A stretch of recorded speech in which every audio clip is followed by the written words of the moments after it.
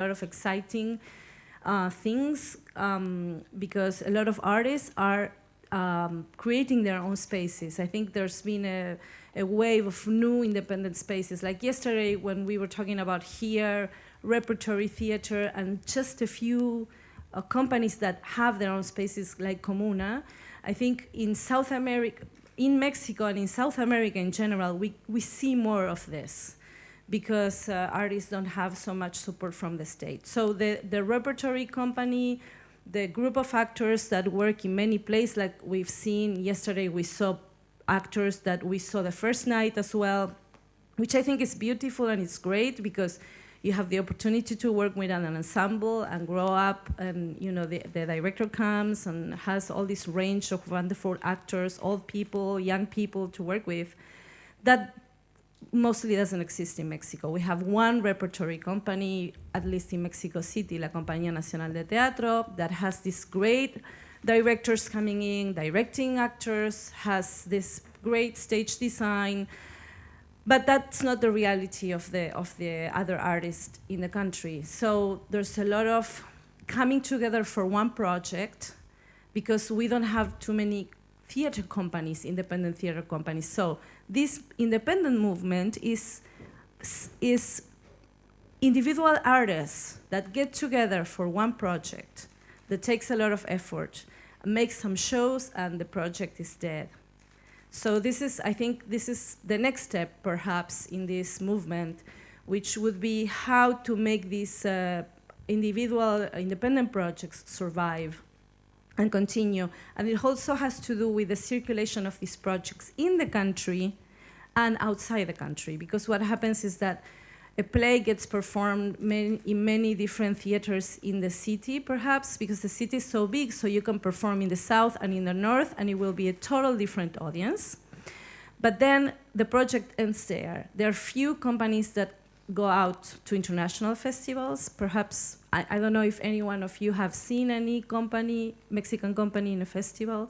There's two companies that I can recall that go out. One is Teatro Línea de Sombra, which means shadow line theater. It's a great company. They've been performing all over, and they do sort of documentary theater. They deal with the themes of, they're very concerned with the immigration, and which is an obvious theme and very urgent one given the situation between the US and Mexico. And then there's another group that it's called Lagartijas Tiradas al Sol, lizards laying in the sun, which also is very much documentary theater. But these two companies are very interesting because they also engage their communities in the creation of the work. So they are very politically involved. And these companies are the ones who go out a lot. But I wish there were more companies because there's many different theater makers in the country, and even though immigration is a very important theme, I sort of feel it became the brand of exporting Mexican theater in a way, right? It's like, oh, Mexicans, immigrants, espalda mojada, back wet, etc. It's like Narcos in the movies, like Mexican Narcos in the movies. That's what you see, or Frida Kahlo, So it's very interesting how we in the world like to put labels on people, and we nationals also sit comfortably on those labels because we feel like, okay, good. If that's the way that I will travel to Germany, let's go. If that's my ticket out, I'll do it, right? We all do it, let's be honest with each other. So I think it's interesting that we have these forums where we can talk and exchange ideas and realize that that's much more to the theater of each country than what we actually see. It was fascinating to see this piece because I was thinking, it made me think all morning about women in theater, etc. And I just came to realize that we have a nun from the 17th century in Mexico. Her name was Sor Juana Inés de la Cruz.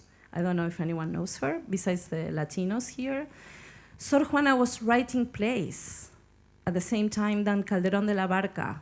Interesting, right? She was a nun, and she was writing plays, and she was quite revolutionary. So it's interesting I was interested in watching this and thinking about her, and I don't know, it has nothing to do with contemporary theater, but I was thinking about her, and I was thinking that the nunnery where she lived is right now a university, and they teach arts there. And if people want to become producers, they go to Sor Juana convent. So it's very interesting. And there's a place they converted in a theater. So to come back to what I was starting, I see that the most interesting thing happening right now is this emerging of independent spaces like the one that I work in. The space that I work in has also one of our missions is to bring two worlds that are really polarized right now in Mexican theater, which is the commercial, that world that we all despise for some reason, and the intellectual. And I think there are some people that we look at each other like this, but we know we could be friends. And this is one of our missions. We want to make performances for people who usually don't go to the theater. And we want to bring together the people who only go to see very intellectual plays to a world that is not, I mean, it's not superficial at all. I think maybe the off-Broadway scene has this type of world where you go to the New York Theater Workshop or the Public Theater where you can see high-quality plays that are not necessarily Broadway or not avant-garde. So I think it's an interesting middle space that we want to cover in La Teatrería. And there's another thing, and I will finish to give my other colleague the opportunity to speak. There's another thing that is developing, I think, worldwide, and in Mexico it's also very interesting, and we haven't seen it here, but I'm sure it's happening, theater for young audiences. There's this, you know, when I was a kid, there were few plays that were really interesting. The place where you take your kid and you as an adult, you're also fascinated by it. Smart dramaturgy for young children. There's a big movement all around the world. And because I am in a position that I have to curate a venue for children in our own space, I'm in a position where I'm opening my eyes to this movement. And I notice in Mexico there's a lot of artists who used to make theater for adults who are crossing the line and all of a sudden starting to think for children, but themes, very strong themes that, like yesterday when you said, why you take my childhood away, right? Why the mystification of that book that you were talking about?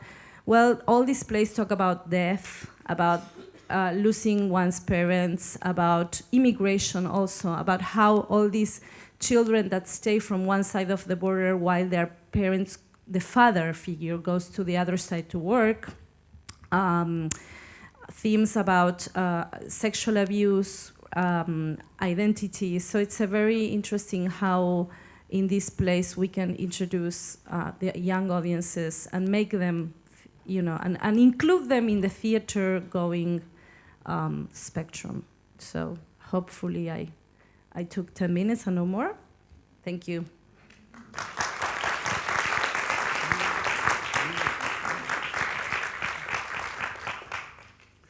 Hello, I am Reza Soroor and I'm from Iran.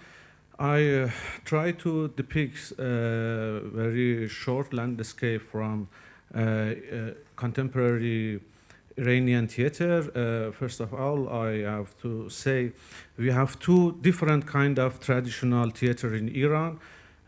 One of them is Taziye, which is tragic, and it's like passion plays or miracle plays.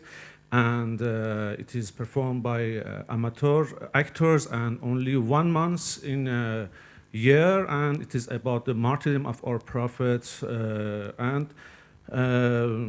Another one, the second one, is Siyahbazi, which is comic and very, very popular in Iran. And it is something like Commedia dell'arte. And its hero, Mubarak, or Sia, is very similar to Arlequin, and he paints his back in, he paints his face in black like Arlequin too. Regardless of 2D's form, theater in Western and modern sense has been started from 120 years ago. At the very beginning of this stream, both playwriting and directing had a naturalistic form. And it continued till 60s. During 60s and 70s, Persepolis Theatre Festival was held every year, and through this festival, Iranian artists had the privilege to get to know the experimental theater each year. And through the works of Peter Brook, Jerzy Grotewski with Constance Prince, or Tadeusz Kantor, Dead Class, Shuji Trayama, Robert Wilson, they can know the new theater. But after the Islamic Revolution in 1979, the artistic relation of Iranian theater was cut, and many of artists had to leave the country because of the political situation and censorship. Meanwhile, ballet and opera were forbidden for religious reasons. Thereafter, only theatrical institutions were active, mostly focused on the traditional theater or religious theater. This continued till political reform in 1997. With the opening in political atmosphere, a new generation of dramatists and directors emerged. Also, new venues were built and facilitated the new experience for young directors. Theater festival became international, so Iranian artists and foreign got connected again. For example, several performances by artists from Germany, France, Switzerland, Poland, Hungary, Japan, India, etc. have participated in Fajr Theater Festival. Theater Biro Podrozy from Poland has participated 3 times, or Staniewski also performed his Pythian oratorio 3 years ago. In this decade, the political and religious censorship continued in spite of political open space in Iran. So therefore, the allegorical form got shaped regardless of having realistic or abstract form.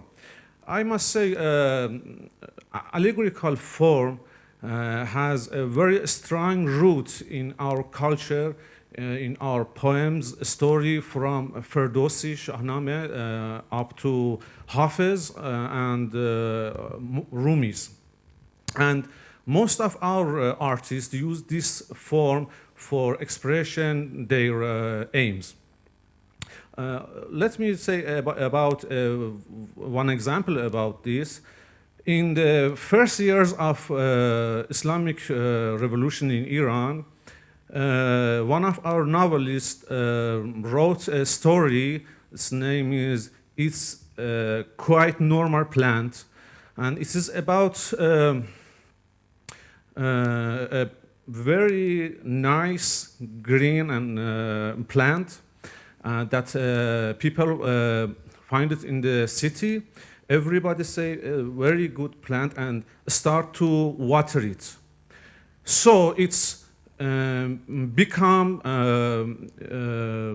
huge more and more, and start growing up. And during a year, it became a monstrous plant which fill everywhere, all the city, library, schools, banks, private space, even toilets. And so many people die under the pressure of the trunks and branches of this green, beautiful, but at the same time deathful plant. You know, the green is the color of Islam, the symbol of Islam. People don't like cut the branches, but this plant destroys all the city. But people don't want the destroy it. At the end of a story, people who watered it before start to cut this with axes. You know, it's some allegorical style for expression that the people who in 1979 developed the Islamic revolution, today fight against it. We have the same attitude in theater. For example, in one of our domestic dramas, is famous, there is a woman who goes to coma frequently from the beginning of Islamic revolution, sometimes for a week, sometimes for months or years. Each time that she awakes, she loses more things and people in her life. And she recognizes the outside world less and less. Each time he awakes, her parents lies to him, no, everything is okay, but she understands step by step all his friends were disappeared, were forced to exiled and are in jail. And each time he awakes, she sees everything becomes bitter, and up to the point that she wishes never wake up again. On the other hand, you may find the political and social themes even in our abstract works. For instance, one of them, which won the Polish Theatre Prize in one festival in this year, its name is Slow Sound of the Lowest Sound of Snow. It is a story of a family who live in a mountain covered with a heavy snow, and nobody dares to speak aloud or play any instrument or singing a song for the fear of avalanche. And the way that they suffocate the pregnant woman, a family, so she and her baby won't cry at the delivery time. To get back to normal life, everybody should wait for spring and the time of melting of snow. So, as you can see, the allegorical, and I must add that we have this allegorical system in our acting. As you know, in Iran, men and women can't touch each other, kiss each other in a stage, in everywhere. And so our actors invent some sign instead of these acts. You know, everything refers to another act, the original act. You can find allegorical and metaphorical structures, and that they form all theatrical narration. In recent years, there are a lot of independent groups with underground performances far from censorship, experience new form of theater which foretell maybe a better view for Iranian theater. Thank you for your attention.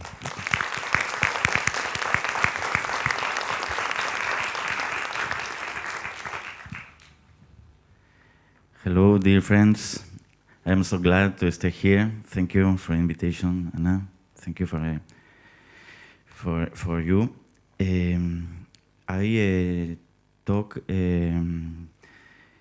theater contemporary in Peru. It's a complex theme. I am Jorge Villanueva. I come from the theater independent, and now I work in the university. I am a director of theater and acting teacher. Well, my English is not so well. I prefer read. I wrote for you something. Sorry for that, but I think it's better. This is a huge opportunity for me to share with you not only some background information of Peruvian theater, but also an approach to the current context of this art in my country. To begin, I must mention that my country treasures a mixture of cultures. Peru is composed by 3 geographical regions: the coast and its littoral, bounded by the Pacific Ocean, the Andes, the spine of our rich mountain range, and last but not least, our prolific Amazon rainforests adjacent to Brazil. Peru is a multicultural country. It harbors over 47 languages and dialects that grew along with a complex history and defining our identity. Our popular culture is rich and diverse, as it converges out ethnical synthesis, traditions, and wisdom. In order to understand Peruvian theater activity, it's important to understand that Lima, our capital, attracts much more attention and publicity. Frequently, that overshadows the theater movements in province and communities. Lima, the capital of Peru, gathers 2/3 of the total population of Peru. 2/3. Lima concentrates as well most of the political, economic, and institutional resource. We can tell by the press prints that theater plays are reaching an exceptional peak of popularity. The last 20 years show us a sort of public boom. Even so, it comes closer to show business and crafts the idea of theater as an entertainment art. That is why we should distinguish the theater that portrays Peruvian reality from the one that basically reproduces conceptions that belong to the other realities. In Peru, you can find Broadway pieces played by Peruvian actors, which is a reflection of the greatest European and USA scenes. However, it doesn't express our context. If we conceive theater as a human creation that helps us to reproduce and show others the reflection of social, economic, and political reality, if we consider it as the artistic creation in context, we can find that sort of theater in 3 different sources. One, independent groups, a source held by own initiative and lacks of support from the government. 2, theater companies, financed by private investment. And 3, university theater. Independent groups extended in the whole country and belongs to an important theatrical movement that self-finances their activity. The most representative and emblematic group, very, very important in Peru, is Yuyascani. Yuyascani is a word in Quechua, our language, word that belongs to a dialect, to a language named Quechua. It means, I am remembering. That's Yuyascani, that's significant. I am remembering. Yuyascani originates in the 70s and with 40 years of continuous activity. They are the most persistent in Peru. In their pieces, they innovated in theatrical text and language, remaining a motivation and deep reflection on the reality of our country.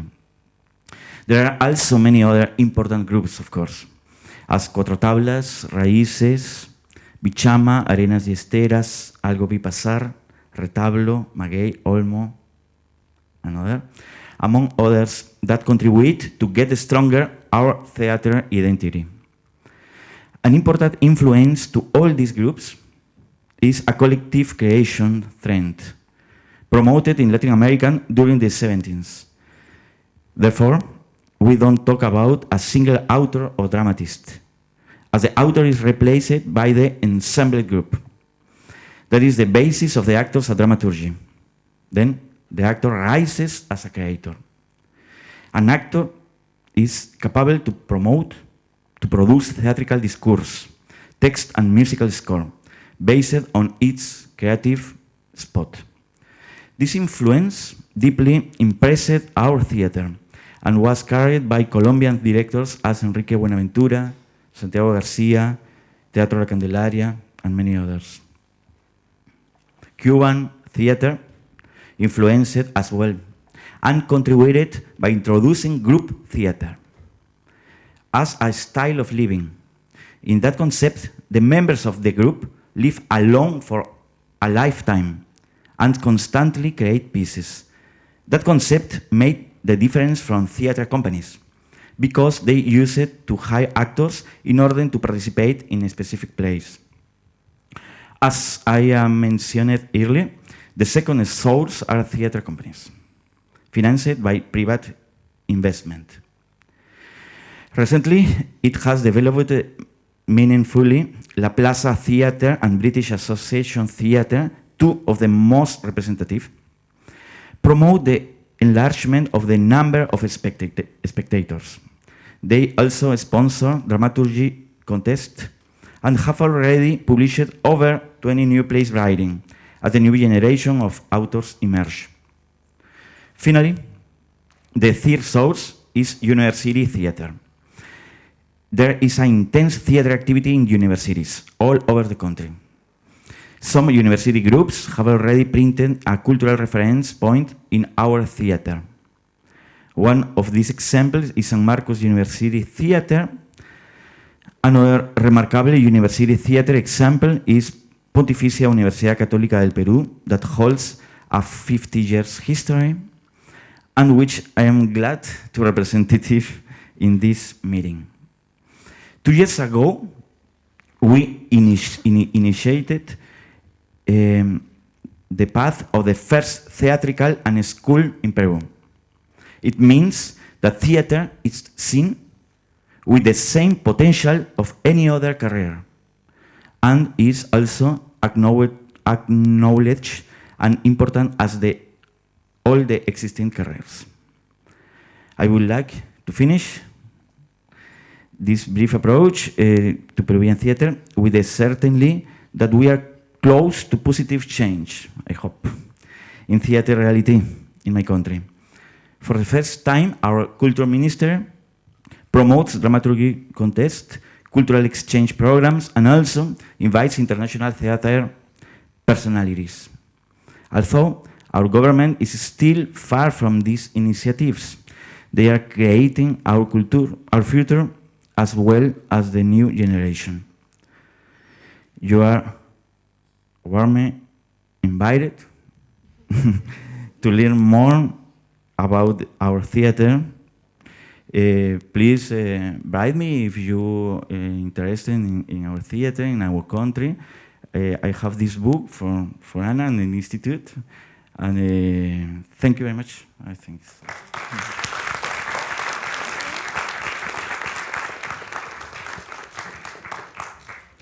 So my name is Yasi, and there's trend today to do presentation without the picture. I wouldn't like to be the only one with the picture, so I would like to show you only one, because there was a lot of question where the situation. Sorry, please, please be on stage. Download. So there was a question whether where the Ukraine is, and I would like to show you this map, just the only one. What does it mean? There is a mistake, so we have to so leave it just like that. Okay, and I can't be with you.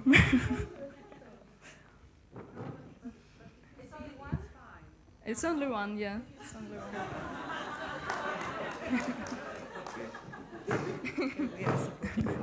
So I'm from Kharkiv. I'm from only one city, but today I'll try to make a little travel around the Ukraine. And I think that the geographical point of Ukraine, it's not only about just geographical, it's also about identity and mentality. And we situated just like we are country or on border, like a Polish. We are like a sister with Poland. So we are between Europe and between Russia, between Belarus and between Turkey. Is there anyone from Ukraine except me? No? Really? You are from Ukraine? Okay. And our traveling will start from Lviv. You can see it on the west of our country. And I'm not going to tell about theater in general. I'm going to tell only about contemporary theater in Ukraine. And it's quite just a few phenomena, because theater is quite expensive to produce, and we have not any support from government, from the state. So theater try to find some foundation, some support from private grants, from some project and so on. So unfortunately, we have not this, development of the theater like it's in Poland. And in Lviv, from the 2004, there's a very interesting festival. There's what started like a festival of amateur theater. The name was Drabina, but right now they transfer to the theater named Drama UA, and they are open for playwriters. And they are open for international cooperation. You're very welcome to visit this festival and to make some international cooperation with them. And there's just few words about Lviv. They have also Ukraine for last year became very active in this artistic sphere, and there were a lot of scandals around the theater. And in Lviv especially, it was a scandal because the group of artists, they can't work with the director, and they changed the director. That's about democratical changes in Ukraine. And now we are traveling to the south of Ukraine. The name of the city is Kherson. And there's another form of existing of Ukrainian theater. It is experimental, very experimental and underground, I can say, theater. The name of that theater is the center named after Vsevolod Meyerhold. The mythology of this center is that Meyerhold made his first performances in Kherson, in this city. That's why they called themselves so like this. And they are working like in very close with visual art and performative art, and they try to be social and very close to the audience. So they try to make this distance between theater and audience very short, really short. And they also traveling around the Ukraine and make some social project in other cities and during the other festivals, not only in Kherson. Now we are going to Kyiv, our capital. And there are a lot of state theater in the capital, but the most interesting platform for the contemporary theater is Gogol Fest. Maybe you have heard about Theater Dach, some of you. So, this Gogol Festival is more about contemporary art once again. But the theater is on the first place in their program, and they have also like a very interesting combination of the plays and performance and theater all together. The festival was this September, and I hope that it will be next September, so you're also very welcome to visit it. And in the end we are traveling to my own city. It's Kharkiv. It's on the east of Ukraine. And in Kharkiv, the situation is a bit better than in other cities, because we have a center. The name of the center is Actor House. And this Actor House, they get municipal support. And they are open for very young groups of actors. and they can invite them and organize the whole infrastructure, the place, selling tickets, the promotion, and so on. And there's really nice that everyone who would like to establish their own theater, they come to this center and they can ask for the place. And there is Theater 19, if somebody heard about this, for example, it's also from this place. And right now the very famous is the theater named Beautiful Flowers, Прекрасные цветы. So, but the quality of it, it's a lot of will desire, and so it's not such a contemporary theater, but it's an open space for the experimental.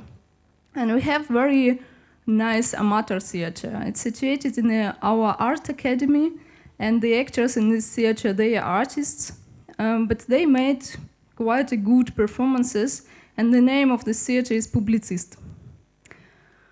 And last but not the least, theater that I'm working for, the name of the theater is Arabesque. And we are 20 years old, and we are independent theater. And we are quite out of the Ukrainian context, especially of Kharkiv context. I've told yesterday to someone that, for example, in Kharkiv we have the smallest audience in Ukraine. So if we're going for a tour, we have much more people during our performances in other city. And we are going to be on the tour in the middle of October. And if you stay in Poland for longer, you can visit our performances in Warsaw in the middle of October.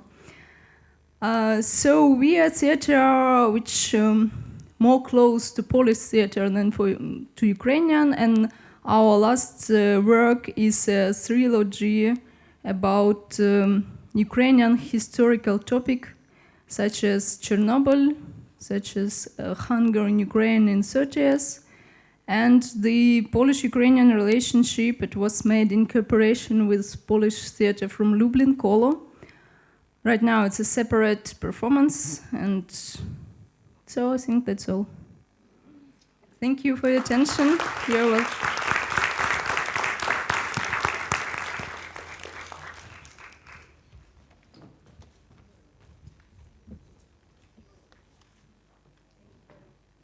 Thank you very much. It was really great to hear you, and thank you for the presentation and that you prepared for us this speech. And